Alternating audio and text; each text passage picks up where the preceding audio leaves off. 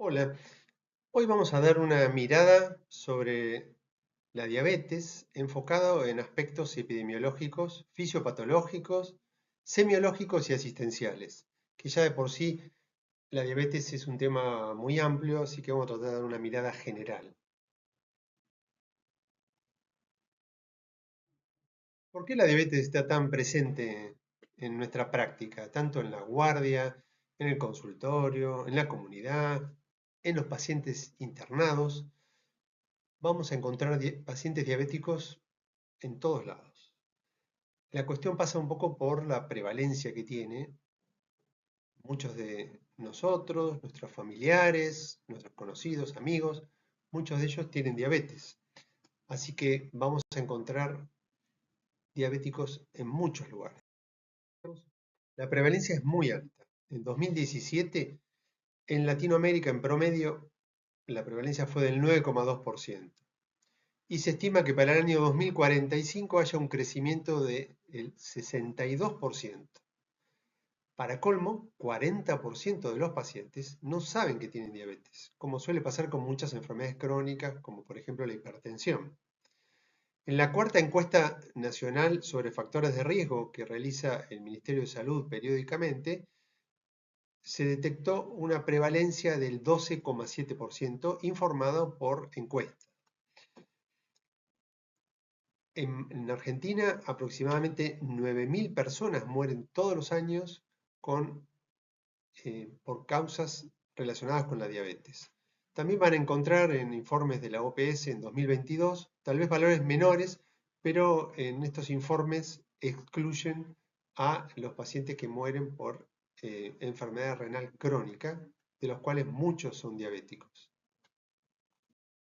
Las personas con diabetes tienen 2 a 3 veces mayor posibilidad de tener un infarto de miocardio o un accidente cerebrovascular. Y 50% ya tienen enfermedad coronaria documentada.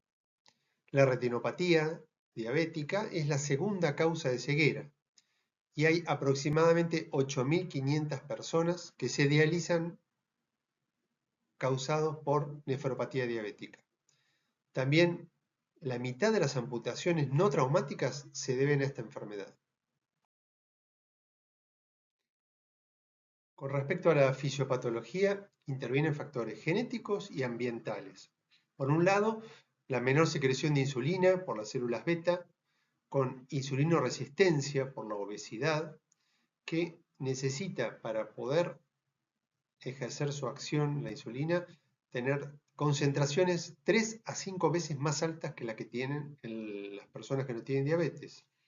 Y esto se inicia muchos años antes de la aparición clínica.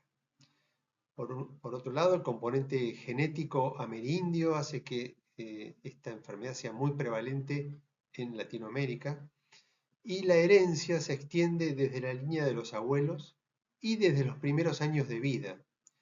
La desnutrición en la vida intrauterina es un factor de riesgo y en los primeros años de vida, sobre todo con factores ambientales como los cambios en patrones de la alimentación, disminución del tiempo dedicado a la actividad física y labores de tipo sedentarias que han ido cambiando. Los movimientos migratorios de las provincias hacia los capitales, cambios que se han producido en las dinámicas de las familias, la depresión, alteraciones en la conducta alimentaria, el consumo de alcohol excesivo, son todas condiciones involucradas que promueven estos cambios que llevan a la intolerancia a la glucosa y posteriormente, cuando nosotros la detectemos, ya la...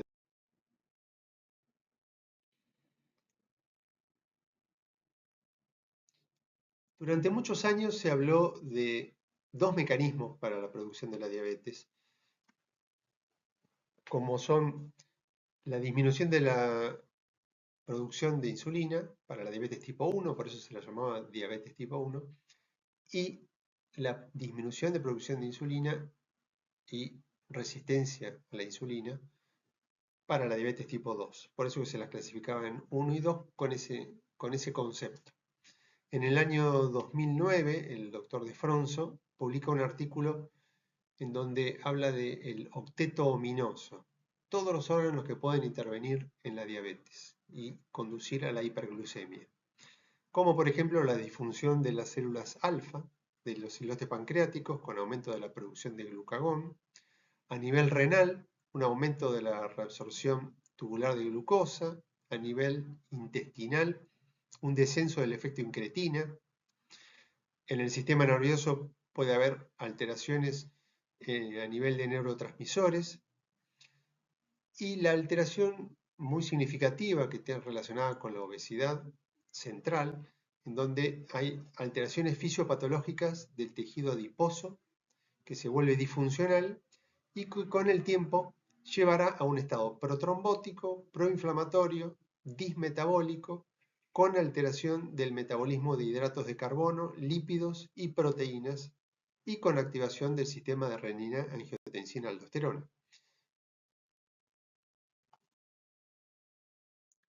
Conocer la historia natural de la diabetes es muy importante por lo prolongada que es esta historia, que se remonta a tal vez nuestra vida intrauterina, pero y a los factores genéticos y ambientales que en ella influyen. Desde allí, desde la malnutrición, la obesidad, el sedentarismo, la enfermedad macrovascular comienza en etapas tempranas y habiéndose perdido la oportunidad de prevenirlas, a tal punto que se dice que la distancia de tiempo entre el periodo preclínico, antes que la detectemos, es equivalente al de las discapacidades. Un índice de masa corporal mayor a 25, con un perímetro de cintura mayor a 80 centímetros en mujeres y a 90 en hombres, constituye uno de los principales factores de riesgo. También los antecedentes familiares es muy importante, dijimos que se remonta hasta los abuelos. La procedencia rural con urbanización reciente, la diabetes gestacional o hijos ya que sea con macrosomía mayor de 4 kilos o con bajo peso al nacer, pueden considerarse factores de riesgo para desarrollar diabetes en edades más avanzadas. La presencia de daño de órgano blanco, como por ejemplo la cardiopatía isquémica, la enfermedad vascular periférica, la hipertensión arterial como comorbilidad, o la presencia de triglicéridos mayores a 150 miligramos por decilitro, o el colesterol HDL bajo menor a 40, constituyen factores de riesgo. Y también uno de los más importantes es el sedentarismo, aquellas personas que ya sea que su actividad habitual durante el día es sedentaria y encima no realizan actividad física extra. Por otro lado, aspectos culturales y sociales, como por ejemplo la escolaridad menor a la educación primaria, constituyen también un factor de riesgo. No hay que olvidarse del síndrome de ovario poliquístico, en donde podemos ver la asociación entre hirsutismo, amenorrea, acantosis nigricans, todos indicadores de de resistencia aumentada a la insulina. Por todo esto es muy importante la prevención primaria, enfocada a una alimentación saludable, promover la lactancia materna, facilitarla, también facilitar la actividad física en las actividades de la vida diaria, incluyendo las actividades laborales, programas escolares que eduquen también desde los primeros años, desde la infancia, al reconocimiento de los alimentos saludables, a degustar los alimentos más saludables y mantener a una población informada, como por ejemplo se hace con el sistema de octógonos que se ponen a los alimentos para que la gente sepa que hay alimentos que están altos en contenido en grasa, en azúcares, en hidratos de carbono o mejor dicho en calorías, generalmente se informa. Todos esos programas pueden propender a prevenir antes que se desarrolle la diabetes. es muy importante la modificación del estilo de vida. Hay evidencias científicas, como por ejemplo un programa que se hizo que se llama el Diabetes Prevention Program, que fue realizado en pacientes con prediabetes, que todavía no tenían diabetes, incluidos en un programa intensivo de cambios de estilo de vida, con el objetivo de un descenso del 7% del peso corporal, el cual incluía una dieta con reducción del valor calórico y la prescripción de actividad física aeróbica de 150 minutos por semana, demostró reducir un 58% la incidencia de diabetes a los 3 años. Y la mitad de los pacientes logró el objetivo de reducir el peso. Y el mismo estudio mostró beneficios que eran menores en la rama que se les dio metformina, o sea que fue superior la modificación del estilo de vida a los fármacos. Resultados similares se pudieron ver en otras poblaciones, como por ejemplo en la población china, en un estudio que se hizo, y en otro estudio, el Finnish, que se hizo en una población europea. Así que parece que esto se repite en distintos tipos de poblaciones. Lo difícil a veces es sostener estas modificaciones en el estilo de vida. Pero bueno, ahí es donde está la clave para reducir la aparición de diabetes y reducir los daños que la diabetes produce a lo largo de los años. ¿Y cómo nos podemos encontrar con pacientes? Por ejemplo, Patricia, que tiene 55 años, concurre al consultorio de clínica médica, está preocupada porque su hermano estuvo internado por una infección en el pie y le detectaron diabetes. Ella está asintomática, la última vez que fue al médico hace 5 años y tenía un laboratorio normal, por lo cual le recomendaron descenso de peso y actividad física. Al examen físico presenta 80 kilos, una talla de 1,60, con un índice de masa corporal de 31 y un perímetro abdominal de 94. Y tiene una presión de 135/90.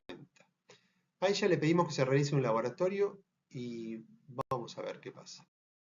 O también podemos encontrar el caso de Marcela, que tiene 50 años, y ella es hipertensa, está medicada, hiperlipidémica, pero dejó el tratamiento porque le molestaba, le daba dolores.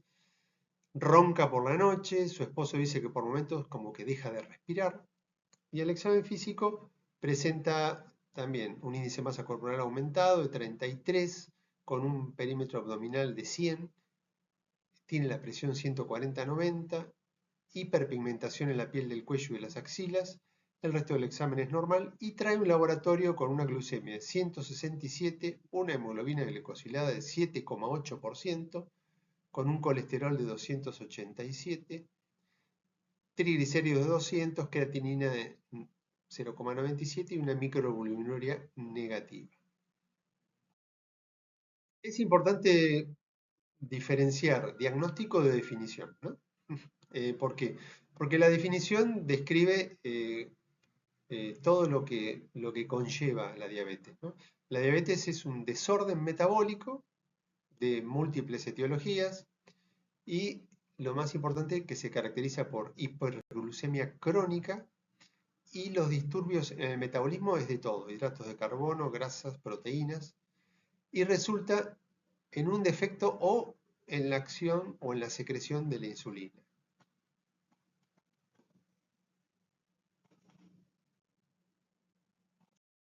La clasificación de diabetes se puede simplificar en diabetes tipo 1, tipo 2, con estas características fisiopatológicas que ahora vamos a ver. La diabetes gestacional, que es la diabetes que ocurre durante el embarazo y que es un factor de riesgo para tener diabetes tipo 2 en el futuro. Y después otros tipos específicos de diabetes que no las vamos a tocar en esta ocasión. La diabetes tipo 1 y la diabetes tipo 2 tienen de forma esquemática algunas diferencias muy importantes, como son que la diabetes tipo 1 suele tener una etiología autoinmune, la diabetes tipo 2 tiene factores genéticos y de estilo de vida, como hablamos, se presenta más frecuentemente en niños y adolescentes la de tipo 1 y la 2 en la edad adulta. Las complicaciones agudas más frecuentes de la tipo 1 es la cetoacidosis y de la tipo 2, la más frecuente aguda, es el síndrome hiperosmolar. Los diabéticos tipo 1 suelen ser no solamente más jóvenes, sino que también predomina, perdón, el bajo o normopeso, y en los diabéticos tipo 2 predomina la obesidad. Los diabéticos tipo 1 tienen insulinopenia, a diferencia de los tipo 2 que tienen generalmente hiperinsulinemia o pueden tener insulinopenia en estadios avanzados. Requiere insulina, por eso se llama insulino dependiente, que requiere insulina para sobrevivir, y la de tipo 2 habitualmente se trata con distintos tipos de hipoglucemiantes orales y puede requerir insulina para mejor control también. Las comorbilidades son frecuentes y se presentan en edades tempranas, o sea, relacionadas con la diabetes tipo 2, con el diagnóstico, o sea, se presenta cuando muchas veces ya están las complicaciones en el diagnóstico, y las comorbilidades suelen ser poco frecuentes en la diabetes tipo 1 y con complicaciones crónicas que son más a largo plazo. Esto es a fines esquemáticos. ¿Por qué? Porque la diabetes tipo 1 tiene una clara definición que tiene que tener una etiología autoinmune. La diabetes tipo 2 es una combinación de distintos fenotipos que no todos tienen todas estas características. Algunos pueden tener también algo de etiología autoinmune, otros pueden tener normopeso, otros pueden desarrollarse en edades tempranas, o sea que es más variable los subtipos de diabetes tipo 2 que se han estudiado.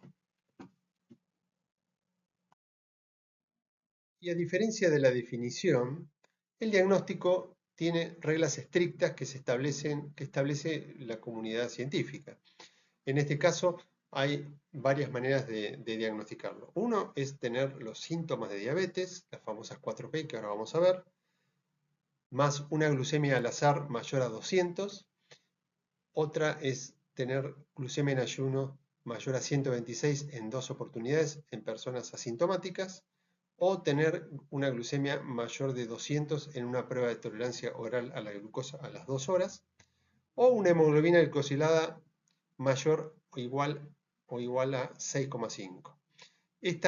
Estos requerimientos de dos pruebas pueden combinarse. Puede ser que una persona tenga una glucemia mayor a 126 y una prueba de tolerancia, o una combinación de tener la prueba de tolerancia y una hemoglobina glicosilada, o cualquiera de las tres, pero que tengan por lo menos dos pruebas. La hemoglobina glicosilada puede variar de acuerdo al lugar el laboratorio que uno disponga, y puede no estar estandarizada. Por lo tanto, se considera como una prueba que se debe tomar en cuenta si está estandarizada, y en ese caso se podría tomar como un diagnóstico.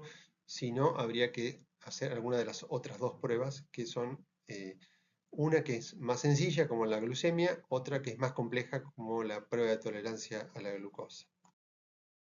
Y volviendo con nuestros casos, a ver, les voy a dar pongan una pausa, léanlo de nuevo y después me dicen. Les doy unos minutos para que lo hagan. Ya volvieron de la pausa, muy bien.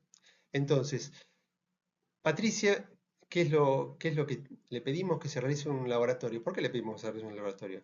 Porque tiene una alta posibilidades de tener diabetes. Y concurrió a consultorio porque su hermano es diabético, así que tiene antecedentes familiares. Hace 5 años tenía un laboratorio normal, pero le recomendaron descenso de peso y actividad física, y actualmente tiene un índice de masa corporal de 31 y un perímetro abdominal de 94, que también es un factor de riesgo, y unas cifras de presión que está con una presión diastólica un poco elevada. Así que le pedimos que se realice un laboratorio, que después vamos a ver cuáles son los laboratorios que se aconseja pedir, pero bueno, para hacer el diagnóstico, si tiene la glucemia elevada o si tiene comorbilidades, como por ejemplo dislipemia, tenemos que volver a tomarle la presión y tenemos que volver a hacer recomendaciones de cambios en el estilo de vida. ¿Y Marcela qué tiene? ¿Qué le está pasando? Es una persona que ya tiene diagnóstico de hipertensión, tiene un examen físico en donde sus medidas antropométricas favorecerían tener diabetes.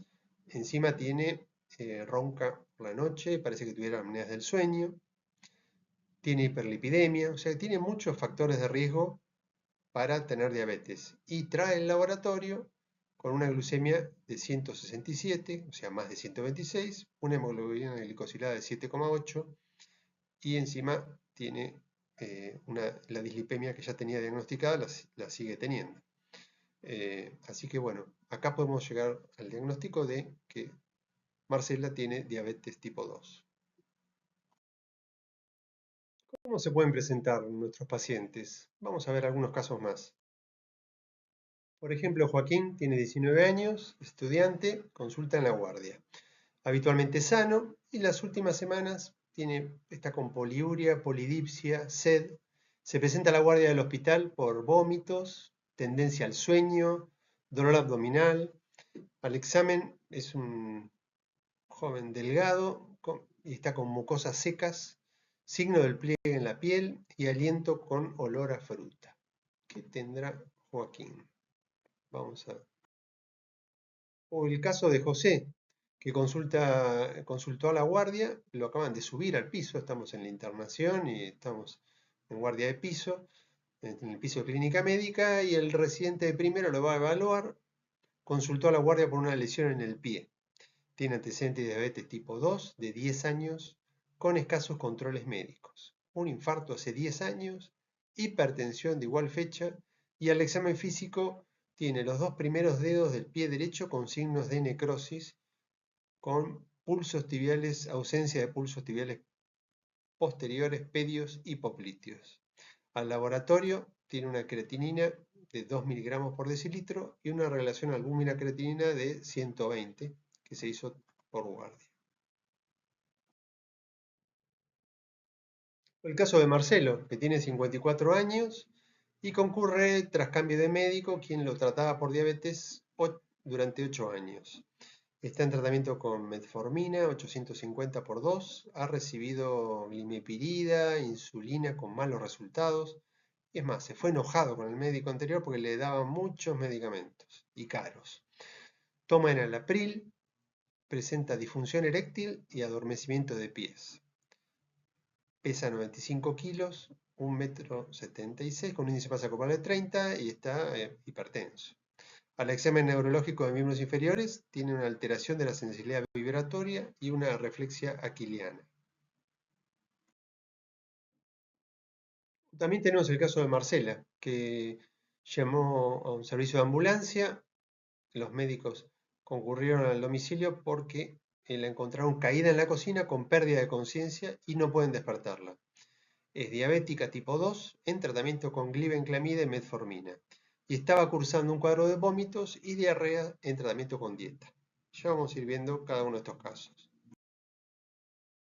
Bueno, comenzando con las claves semiológicas, eh, recordemos las 4P, ¿no? Las 4P que pueden acercarnos al diagnóstico si el paciente tiene una glucemia mayor a 200. Esto suele ser poco frecuente, que el paciente venga con poliuria, pérdida de peso, polifagia y polidipsia.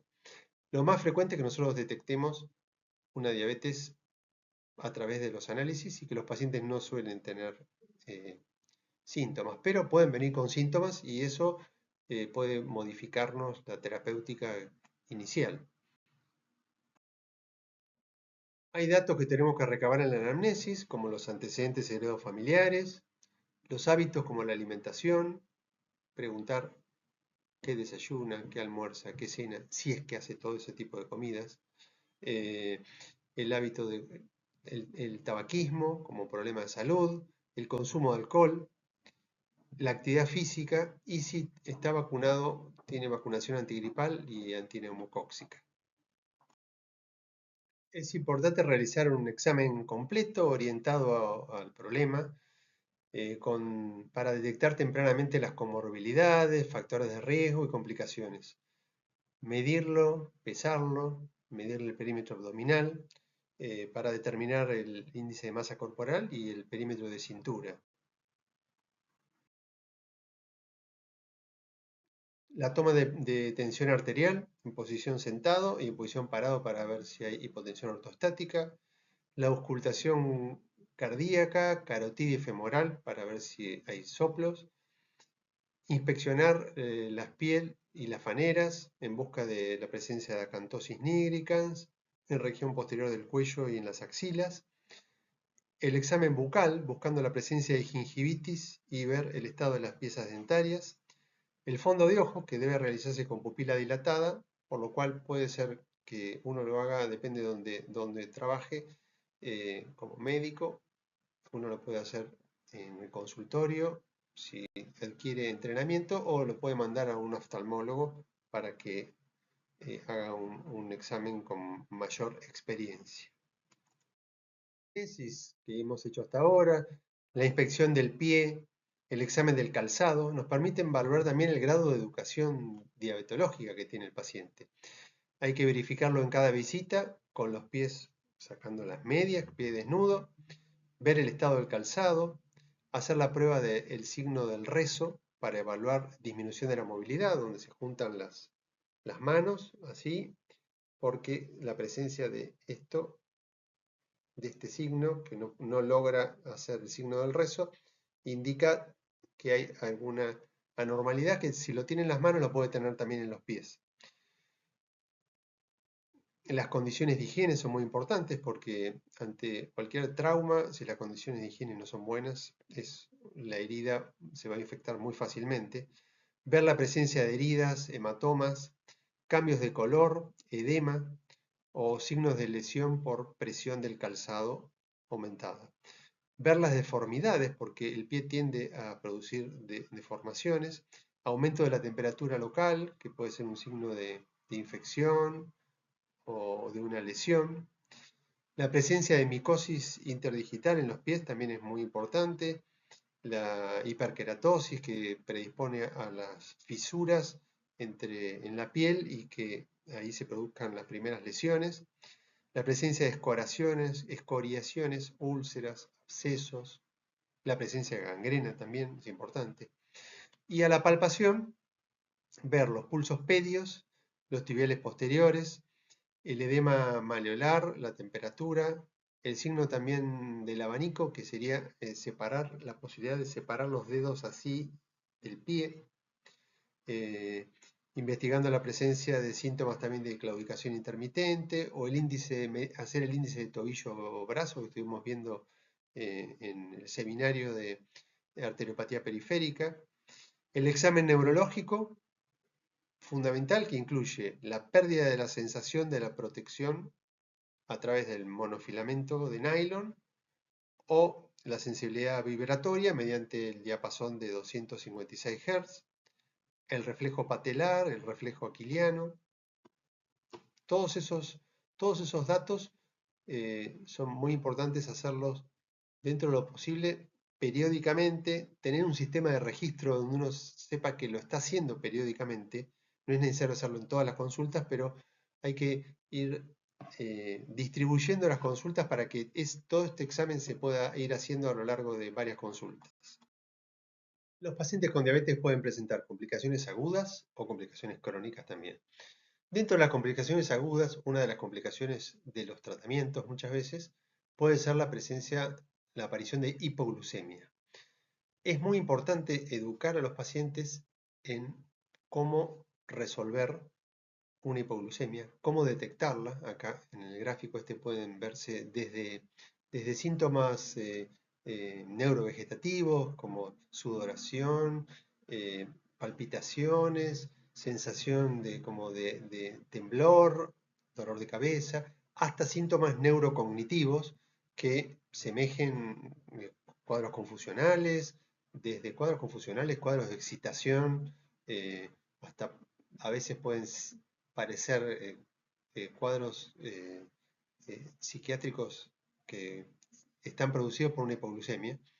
Y es muy importante porque el deterioro neurocognitivo que produce la hipoglucemia va a ir evolucionando hacia el coma. Entonces, eso produce lesiones cerebrales que pueden llegar a dejar secuelas. Por lo tanto, todos los que consuman algún fármaco que pueda producir hipoglucemias, tienen que estar entrenados. Primero, saber qué es una hipoglucemia. O sea, aquel que consume fármacos que pueden producir hipoglucemias tiene que tener un medidor de glucosa. Y la hipoglucemia se define por una glucemia menor a 70 miligramos por decilitro. O sea que tiene que constatarla, aparte de darse cuenta que la está sufriendo. Y hay una regla que se llama regla de los 15, que se aplica a los pacientes que están conscientes. Se debe dar 15 gramos de hidrato de carbono de absorción rápida, que puede ser un sobre y medio de azúcar o 150 centímetros cúbicos de bebida azucarada, como puede ser una Coca-Cola, o un jugo de naranja, 200. Esperar 15 minutos. Si no se recupera, repetir. Y una vez recuperado, ingerir un hidrato de carbono de absorción lenta. Pan, pastas, arroz. En caso de pérdida de conocimiento, ahí ya esta regla, el paciente no está consciente como para poder darle por boca 15 gramos de glucosa. Por lo tanto, en caso de pérdida de conocimiento, sería importante que la persona, si puede, tenga glucagón para hacer intramuscular o recurrir a un sistema de urgencia que vaya a domicilio para poder hacer un glucosado hipertónico endovenoso. Y siempre hay que volver a controlar a la hora para ver si lo corrigió. Si lo corrigió y está recuperado, hay que reponer los depósitos que generalmente están en el hígado con un hidrato de carbono de absorción lenta.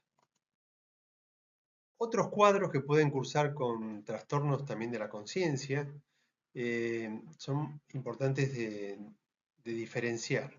La cetoacidosis diabética es otra de las complicaciones agudas y el coma hiperosmolar. La cetoacidosis se produce más frecuente en diabéticos tipo 1, aunque también se puede dar en diabéticos tipo 2, pero menos frecuentemente. Convergen tres fenómenos: la deshidratación, la acidosis metabólica y la hiperglucemia.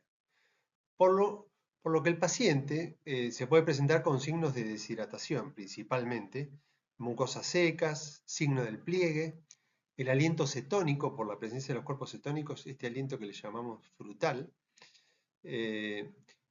A diferencia, el síndrome hiperosmolar se da más frecuentemente en diabéticos tipo 2. Siempre hay que buscar la causa de que lo descompensa. Tiene una mortalidad alta, cosa que la cetoacidosis responde bastante bien al tratamiento.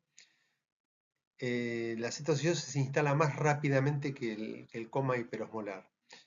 Unos cursan más con acidosis y el otro cursan más con un pH, o sea, la cetoacidosis diabética es con un pH muchas veces ácido y el coma hiperosmolar suele tener un pH normal.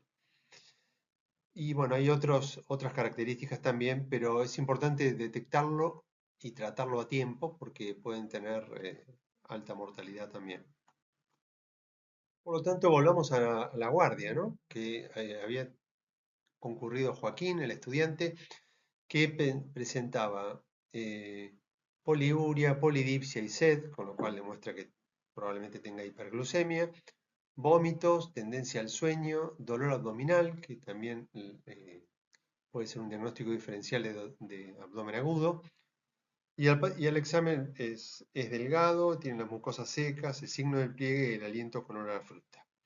Lo que está teniendo Joaquín, ¿qué podría ser? A ver, piensen en un momento. Muy bien, ahí está.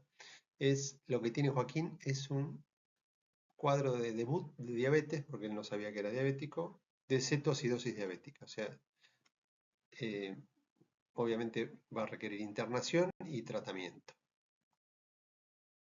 Y Roberto, que también fue a la guardia, él ya es diabético tipo 2, conocido, 20 años de evolución, tiene 70 años y lo trajeron sus familiares por presentar también deterioro del sensorio desde hace 6 horas, tendencia al sueño.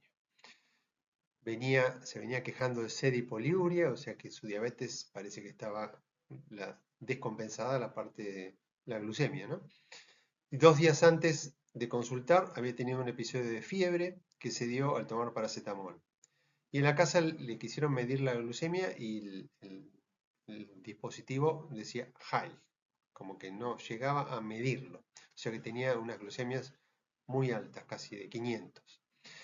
El médico en la guardia le pidió laboratorio en sangre, orina, y bueno, lo que vio es que estaba deshidratado también, y el diagnóstico de él fue una coma hiperosmolar. O sea, importante la medición de la osmolaridad en la sangre, a través de cálculos, y saber que hay que buscar la causa de compensación, que acá tuvo un episodio de fiebre, así que probablemente tenga algún proceso infeccioso que habría que investigar. Bueno, ¿y Marcela qué le pasó? También deterioro del estado de conciencia. Toma medicamentos que pueden producir hipoglucemias, como la glibenclamida, y venía cursando un cuadro de vómitos y diarrea en tratamiento con dieta, así que probablemente no se estaba alimentando bien, tomó la medicación, hizo una hipoglucemia y llamó al servicio de ambulancia porque la habían encontrado con pérdida de conciencia. Ahí no pudieron aplicar la regla de los 15. Bueno, hasta ahora vimos las complicaciones agudas, ahora vamos a ver un poco las complicaciones crónicas, que son el resultado de una combinación del estado hiperglucémico no bien controlado y otros factores de riesgo que suelen estar presentes en los pacientes. Lo podemos dividir esquemáticamente en complicaciones macrovasculares, microvasculares y mixtas.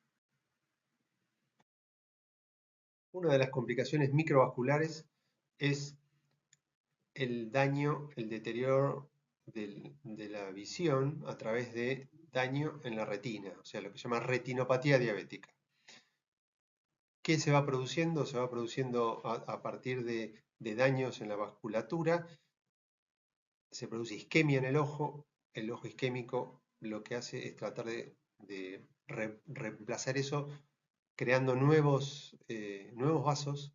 Entonces se produce una proliferación de vasos sanguíneos, los vasos sanguíneos crecen de forma desordenada, tiran de la retina y pueden llegar a producir un desprendimiento de retina con ceguera. Por lo tanto, se previene con un buen control glucémico y con la realización de un fondo de ojo anual para detectar precozmente algún tipo de lesión que requiera un tratamiento que evite esa proliferación de vasos y que evite justamente la pérdida de la visión. Otra de las cosas que puede a veces darse que no tiene que ver con daño vascular es que los pacientes con diabetes suelen tener más precozmente cataratas. Y también que en caso de tener hiperglucemias que no están compensadas, una de las P, que sería la quinta P, podría ser la visión o pérdida de la visión o una visión que no está bien, que no logra acomodar por tener el humor acuoso con excesiva glucosa que hace que no logre enfocar bien. En ese caso es importante normalizar la glucemia antes de recetar anteojos o tomar otras medidas. Otra de las complicaciones microvasculares que se asocian mucho a la retinopatía diabética también es la nefropatía diabética. Siempre que aparezca nefropatía diabética hay que estar atentos a que el paciente haya hecho el control ocular porque suelen estar asociadas. Así que, ¿cómo vamos a controlar el daño? A través de dos. El daño más precoz lo vamos a controlar a través de la excreción de albúmina, midiendo una relación albúmina-creatinina en orina, que si supera de 30 se considera patológica, o a través de una albuminuria de 24 horas con orina de 24 horas. También es importante la evaluación de la función renal, realizada a través de una creatinina en sangre y el cálculo de clearance de creatinina a través de la fórmula, o también se puede hacer un clearance de creatinina en forma directa.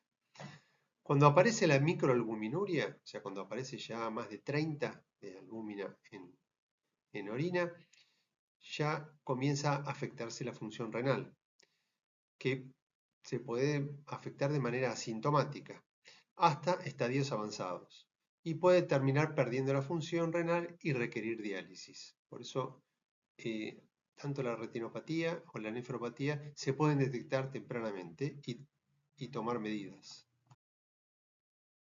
Otra de las lesiones macrovasculares es la neuropatía, que es la lesión de los nervios periféricos, ya sea somáticos o autonómicos. Es frecuente y es precoz. Está presente en el 25 al 40% en el diagnóstico de pacientes diabéticos. O sea, cuando los pacientes debutan o se les detecta la diabetes, el 25 al 40% ya tienen polineuropatía. La más frecuente es la polineuropatía sensitiva motora simétrica distal y se manifiesta por parestesias, dolor, disminución de la sensibilidad en forma de calcetín. Arreflexia puede ser, y la disfunción autonómica se puede caracterizar por disfunción eréctil, incontinencia urinaria, diarrea, estreñimiento, o sea que hay que interrogar sobre esos problemas, palpitaciones y también puede manifestarse con hipotensión ortostática. En el pie diabético confluyen el daño macrovascular, produciendo arteriopatía periférica, con el daño microvascular a través de la neuropatía periférica, como dijimos, que afecta a las fibras sensitivas, motoras y autonómicas. Todo esto produciendo trastornos tróficos, alteraciones ortopédicas, heridas que pasan desapercibidas tal vez por la falta de sensibilidad, infecciones.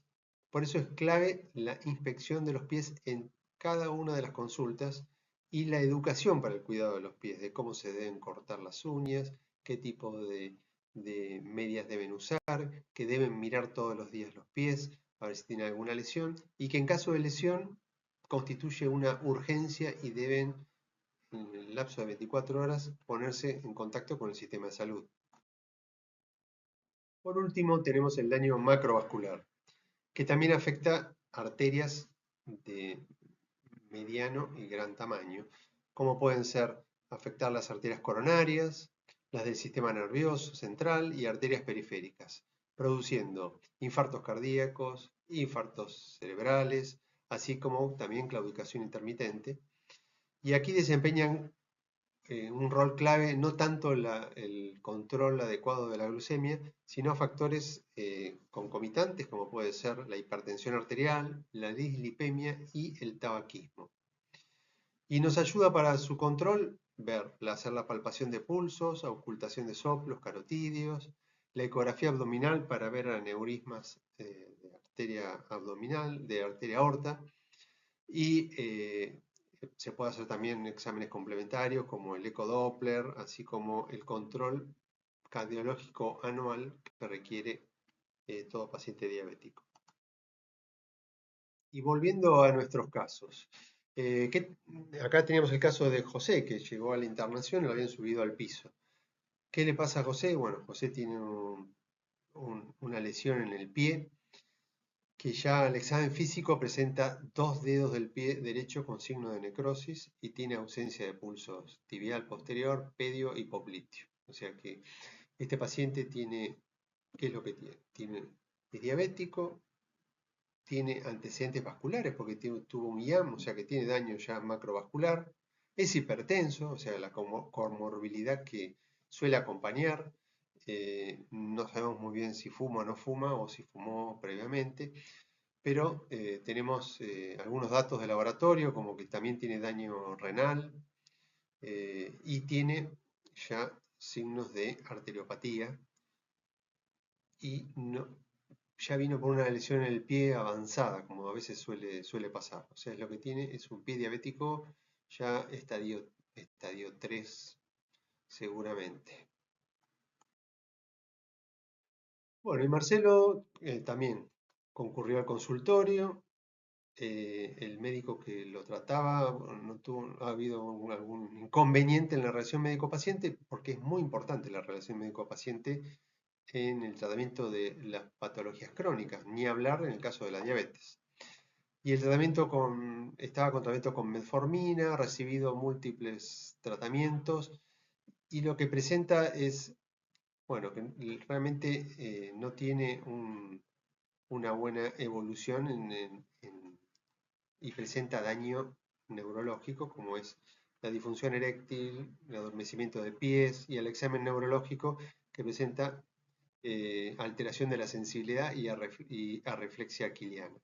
Acá requiere establecer una buena relación médico-paciente, buena comunicación, explicar cuáles son esas complicaciones que está teniendo, que tal vez va a requerir algunos medicamentos que, que son más allá de la metformina, que traten de lograr normalizar sus cifras de glucemia, que acá no tenemos el laboratorio de él, pero también normalizar la presión, que no la tienen normalizada, que solo toma enalapril.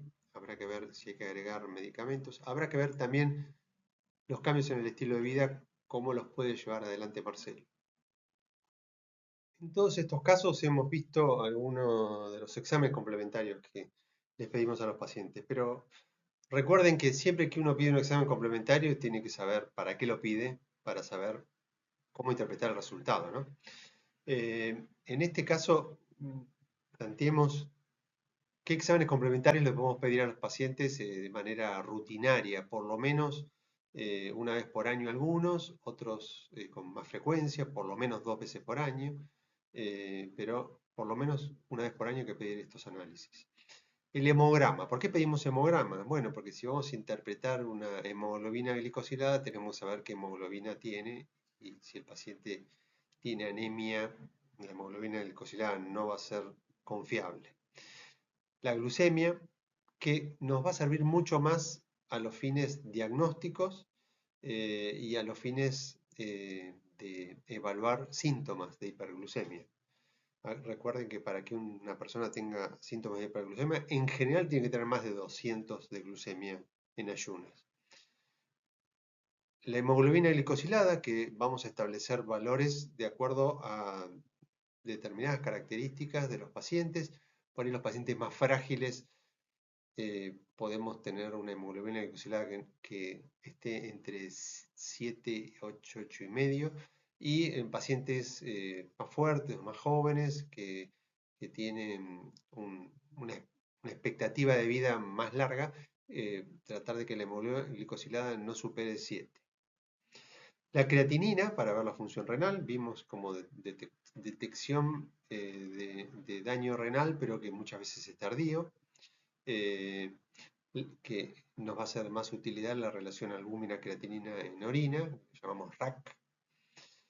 El perfil lipídico, porque es una comorbilidad que es muy importante tenerla bien controlada, con colesterol total, colesterol HDL, LDL, triglicéridos.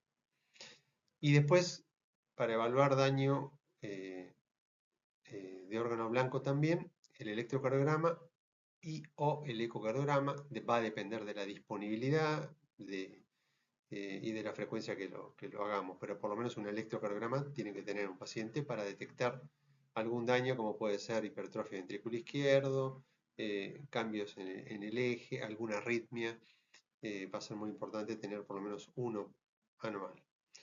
El fondo de ojo, que acá lo pongo como examen complementario, en el caso de que lo haga otro profesional que no sea yo que ustedes que lo están atendiendo, pero si no también puede ser una práctica semiológica. Y ya hemos nombrado mucho el tema de la educación, ¿no? ¿Qué es la educación? ¿Es parte del tratamiento? Acá Elliot Joslin, que fue un diabetólogo muy famoso de Estados Unidos, decía que la educación no es parte del tratamiento de la diabetes, es el tratamiento, porque sin educación prácticamente es muy difícil lograr buenos resultados. ¿Y para qué educar? Bueno, por un lado porque es importante que el paciente sea protagonista y responsable de su tratamiento. La educación es un proceso continuo. Ustedes que están en un proceso educativo en la universidad saben que es un proceso continuo. El objetivo es optimizar los resultados del tratamiento y mejorar la calidad de vida de las personas con diabetes. Por eso que se llama educación terapéutica, porque la educación tiene resultados terapéuticos. No hay que confundir información con educación, porque la información es importante, pero no necesariamente implica un cambio en la actitud del paciente. Lo importante acá es el cambio de actitud. Como todo proceso educativo, la actitud es muy importante, mucho más que la información. Y es un proceso continuo y progresivo, porque además, ¿qué pasa? Olvidamos lo que aprendemos. No es que le decimos a un paciente lo que tiene que hacer con el cuidado de los pies y el paciente se acuerda para siempre. Va a volver el paciente a sus creencias, a sus actividades, y es importante volver a insistir. O sea, por un lado olvidamos, por otro lado no recibimos la enseñanza en un momento propicio. ¿Por qué? Porque nos dicen que tenemos una enfermedad, que es una enfermedad que tiene bastante mala fama, ni hablar que generalmente muchos diabéticos tienen familiares diabéticos, y si han tenido familiares diabéticos que han tenido mala evolución, que le han amputado una pierna, es realmente una muy mala noticia. Entonces, no estamos permeables, en ese caso el paciente no está permeable a recibir educación fácilmente. Por lo tanto, hay que esto ir dosificándolo, ir trabajándolo en todas las consultas. Con el correr del tiempo, aparte, el tratamiento puede cambiar, ¿no? Así como el diagnóstico hace 30 años de diabetes era con 140 miligramos y ahora es de 126, también aparecen nuevas tecnologías, aparecen nuevas informaciones, nuevos tratamientos para hacer. Y entonces, al aparecer nuevas técnicas, se requiere un nuevo aprendizaje. Por otro lado, las motivaciones y los efectos del aprendizaje se van debilitando, desaparecen. O sea, la motivación le dura un tiempo y después hay que tratar de volver a lograr la motivación. Y se puede producir una discrepancia entre lo que la persona sabe y lo que hace. Por lo tanto, es importante que un programa de educación, y que la educación se pueda hacer dentro de lo posible en equipo.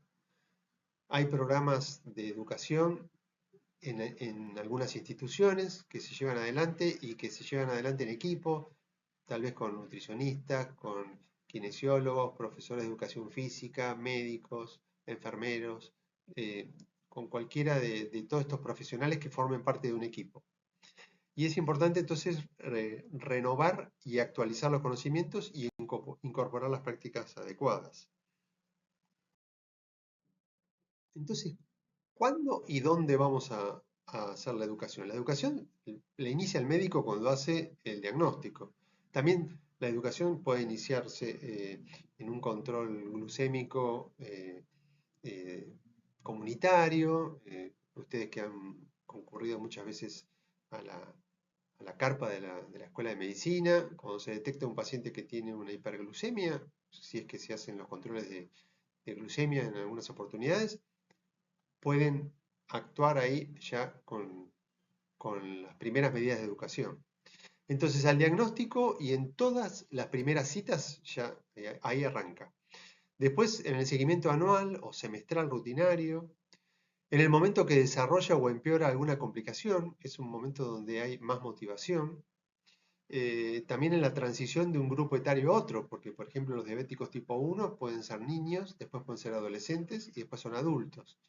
Y cada una de esas etapas va cambiando. También los diabéticos tipo 2 pueden tener distintas edades y requerir adaptaciones de la educación. Lo ideal sería contar con un equipo, como decía, interdisciplinario, médico, nutricionista, enfermera, profesores de educación física, podólogos, eh, pedagogos también que ayuden a armar un buen programa de educación. Pero en general también se puede lograr éxito empleando recursos más modestos, lo que uno tenga a mano.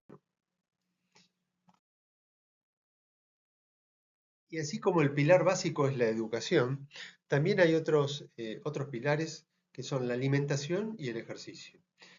Eh, este es un esquema que tiene múltiples entradas, que es muy interesante, que lo desarrolla la red del grupo de diabetes en atención primaria de España, que es muy interesante porque habla de, bueno, de algunos aspectos en ese hemicírculo azul de la alimentación generales y del ejercicio, que podríamos decir básico y más avanzado, porque siempre la educación sabemos que es progresiva. Eh, ¿Qué tipo de actividad física pueden hacer básicamente y qué tipo de actividad física pueden hacer más avanzado? Y después en el hemicírculo rojo habla de eh, cómo hacer esas adaptaciones en forma individual, porque el tratamiento es bastante individualizado. Entonces, si el paciente tiene nefropatía, va a requerir algunos cambios también en la alimentación. Si el paciente tiene retinopatía, algunos cambios en el tipo de actividad física. O si tiene neuropatía, por ejemplo, no se aconseja que una persona que tiene neuropatía salga a correr, porque no va a tener buena sensibilidad, tal vez se lastima los pies. En aquellos que son vegetarianos, veganos, en un anciano frágil, que lo importante es tratar de mantener la buena calidad de vida, así que la alimentación tiene que ser completa, el ejercicio adaptado también, los pacientes insulinizados, cómo manejan su alimentación o cómo se manejan cuando hacen ejercicio, y los pacientes que tienen obesidad y que requieren adaptación de esa alimentación y de ese ejercicio también. Esto lo pueden consultar, ahí está la página es de la red GDPS. Bueno, así como hay un tratamiento no farmacológico que repercute en cambios en el estilo de vida principalmente, hay un tratamiento farmacológico y la red GDPS también realizó este gráfico de múltiples entradas en donde se ve que lo más importante es que el tratamiento es progresivo y individualizado, ¿no? Porque los fármacos pueden ser de elección de acuerdo a factores, lesiones, daño de órgano blanco, comorbilidades, eh, como por ejemplo, bueno, la obesidad, enfermedad renal crónica, también la presencia de fragilidad es muy importante tomarlo en cuenta para la elección de los fármacos. Y después también los niveles de hemoglobina glicosilada, ¿no? Si está sintomático o asintomático, cuando tienen hemoglobinas glicosiladas muy altas. Eh, la decisión del fármaco a elegir o varios fármacos a elegir puede ser muy importante. En estos últimos años se, se ha trabajado mucho sobre fármacos que protegen y mejoran a las personas que tienen alto riesgo cardiovascular de evolucionar hacia insuficiencia cardíaca o evolucionar también hacia enfermedad renal crónica. Bueno, esto da para hablar mucho más tiempo, pero es una visión general, como dijimos, una mirada general, así que es importante que busquen más información, lo van a profundizar también en fármaco. Eh, este gráfico lo pueden encontrar también en esta red GDPS.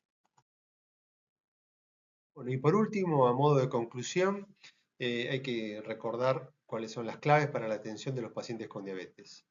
En todos los escenarios asistenciales podemos atender pacientes con diabetes, ¿no? Dijimos la guardia, consultorio, la comunidad del domicilio. La educación es un proceso continuo y en todos los contactos.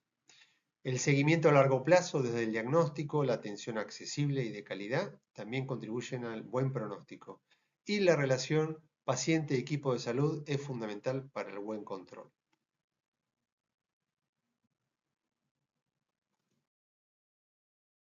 Bueno, y muchas gracias por eh, presenciar o más que presenciar a la distancia, ver esta presentación.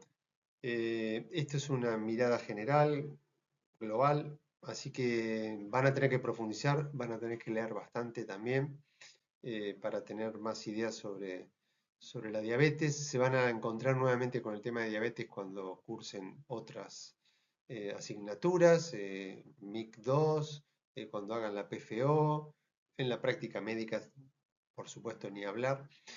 Y bueno, gracias por su atención. Estoy disponible cualquier consulta que quieran hacer sobre bibliografía, sobre temas que se hayan dicho acá en esta exposición. Muchas gracias.